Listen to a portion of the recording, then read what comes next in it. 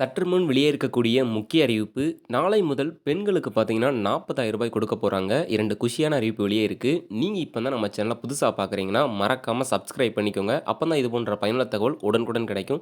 சரி வாங்க வீடியோக்குள்ள போலாம். கவர்ன்மென்ட் சைட்ல இருந்து பெண்களுக்கு ரூ. 40,000 குடுக்குறாங்களே, இதுக்கு ஏதோ ரூல்ஸ் அண்ட் ரெகுலேஷன் இருக்கா? அனைத்து வகையான பெண்களுக்குமே கிடைக்குமா? இல்லன்னா எதுவும் தகுதி இருக்கா? அப்படின்னு சொல்லிட்டு பல சந்தேகம் இருக்கும். எல்லாமே பார்த்தீங்கன்னா, நம்ம தெளிவா பார்க்கலாம். அதாவது என்ன காரணத்துக்காக குடுக்குறாங்க? ஸோ யாருக்கெல்லாம் குடுப்பாங்க? அப்படிங்கிறதையும் பார்ப்போம். இந்த 21ஆம் நூற்றாண்டிலும் இந்தியா போன்ற தெற்காசியா நாடுகளில் பெண்களின் நிலை சற்று பழைய நிலையிலேயே தொடர்ந்து வருகிறது. கல்வி, வேலை, வாக்குரிமை, அரசியல் அதிகாரம் என பொது விஷயங்களிலும் அவர்களுக்கான இருப்பும் ஆதரவு குரலும் அதிகரித்து காணப்படும் நிலையில், குடும்ப விஷயங்களில் இன்னும் பழைய போக்கே காணப்படுகிறது. உதாரணமாக இந்திய விதவை பெண்களின் நிலையை எடுத்துக்கொள்ளலாம்.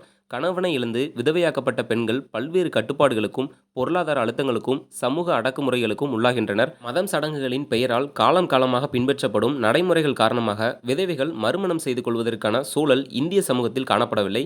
இதன் காரணமாக இந்தியாவில் விதவைகளின் எண்ணிக்கை நாளுக்கு நாள் அதிகரித்து வருகிறது. 2011 மக்கள் தொகை கணக்கெடுப்பின்படி நாட்டின் விதவைகளின் எண்ணிக்கை மட்டும் 5.6 கோடியாகும். இதில் பெண்களின் பங்கு 78% ஆகும். விதவை பெண்களின் சமூக பொருளாதார நிலையை உயர்த்த மத்திய மாநில அரசுகள் பல்வேறு திட்டங்களை செயல்படுத்தி வருகிறது.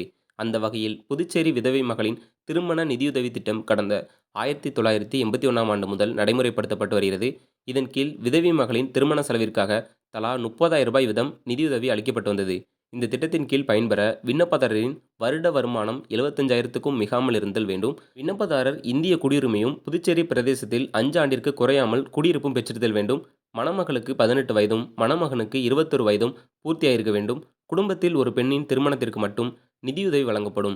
மணமகளுக்கு இதுவே முதலாவது திருமணமாக இருத்தல் வேண்டும். முன்னதாக வறுமை கோட்டிற்கு கீழ் வாழும் விதவை மகளின் திருமணத்துக்காக நிதியுதவியை உயர்த்த வேண்டுமென சட்டசபையில் அனைத்து கட்சிகளும் வலியுறுத்தியது. இதனை ஏற்று கடந்த மார்ச் மாதம் முதல்வர் ரங்கசாமி தாக்கல் செய்த பட்ஜெட்டில் விதவை மகளின் திருமணத்துக்காக நிதியுதவியானது 30,000 40,000 உயர்த்தி வழங்கப்படும் என அறிவிப்பை வெளியிட்டார். அதையடுத்து விதவை பெண்களின் மகளுக்கு திருமண உதவி திட்டம் தொகையாக உயர்த்தி வழங்கப்படும் என அரசாணை வெளியிடப்பட்டது. பயனாளியின் ஆதார் இணைக்கப்பட்ட வங்கிக் கணக்கில் பொது நிதி மேலாண்மை அமைப்பு மூலம் நேரடி பணப்பரிமாற்ற முறையில் பணம் செலுத்தப்படும். இது நிதித்துறையின் ஒப்புதலுடன் இதற்கான ஆணை மகளிர் மற்றும் குழந்தைகள் மேம்பாட்டுத்துறை சார்பு செயலாளர் முத்துமீனா வெளியிட்டுள்ளார். சுருக்கமா சொல்லணும் அப்படின்னா, திருமணத்திற்காக உதவித்தொகை 30,000 40,000 உயர்த்தியிருக்காங்க. என்ன தகுதி வேணும் அப்படிங்கிறது பார்த்தீங்கன்னா, இந்திய குடியுரிமையா இருக்கணும். அதே மாரி மத்த மாநிலங்கள்ல கிடையாது. புதுச்சேரி மாநிலத்தில மட்டும் தான் இந்த ஒரு ஸ்கீம் பார்த்தீங்கன்னா எலிஜிபிள் உண்டு.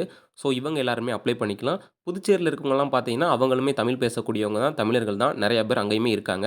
ஸோ அதனால அவங்க எல்லாருக்குமே யூஸ் ஆகும். உங்க சொந்தக்காரங்க யாராச்சும் இருந்தாங்க அப்படின்னா, அவங்களுக்கு இந்த ஒரு விஷயத்த ஷேர் பண்ணி தெரிஞ்சுக்கோங்க.